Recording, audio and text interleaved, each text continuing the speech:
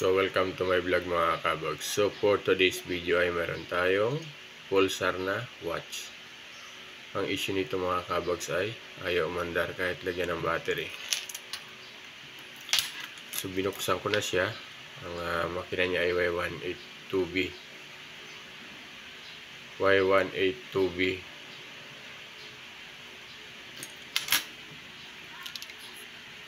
So ang problema nito mga kabags ay 1Y82B circuit block. So shoutout na pala doon sa nagko-comment doon sa in-upload ko na short video ha. Dahil lang doon magko-comment ka na mamatay ang buong pamilya. Inggit ka boy. Oo, hindi totoo yung video pero yung caption totoo yun, di ba? Pero wag ka magsasalita ng ganyan. Ang dahilan sa sasalita ka ng sa kapwa mo, masama yan boy. Baka kung nagugutuman ka magsabi ka lang, bibigyan kita ng pangkain mo. So yun mga kabags yan, no? In-order ko yung buong makina ito mga kabags at inaantay-antay ko pa. So pag ganitong kaso mga kabags, huwag ka na mag-aksayang i-overhaul pa kasi automatic yan guys, sasakit lang ang ulo mo. Kaya ang the best dyan ay order mo ng buong makina or palit ng circuit block. So ang circuit block pala nito mga kabags ay itong nakikita nyo, yan ito yung kadugtong punta dito sa loob. So makikita nyo lamang yan pag tinanggal nyo yung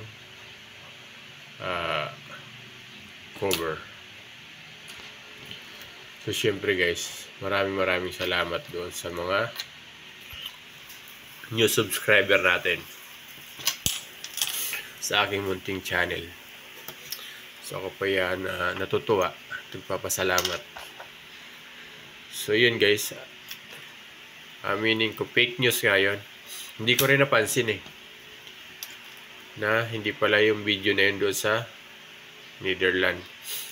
So nilagyan ko lang ng caption na about kay Duterte. So, di ba? So pasensya na. Pero gayon pa man mga kabags, dahil nag-trending siya. Kasi yung trending. Di ba? Pero meron talaga mga mga taong isip isip bangag.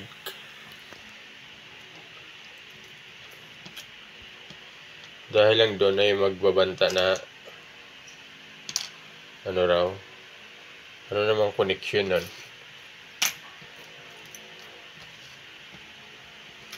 So yun guys, hanggang dito na lang yung natin. So abang-abang kayo pag dumating yung makina. At ito pa rin yung natin next upload. So maraming salamat sa mga nanonood sa ating munting channel. Bye bye guys.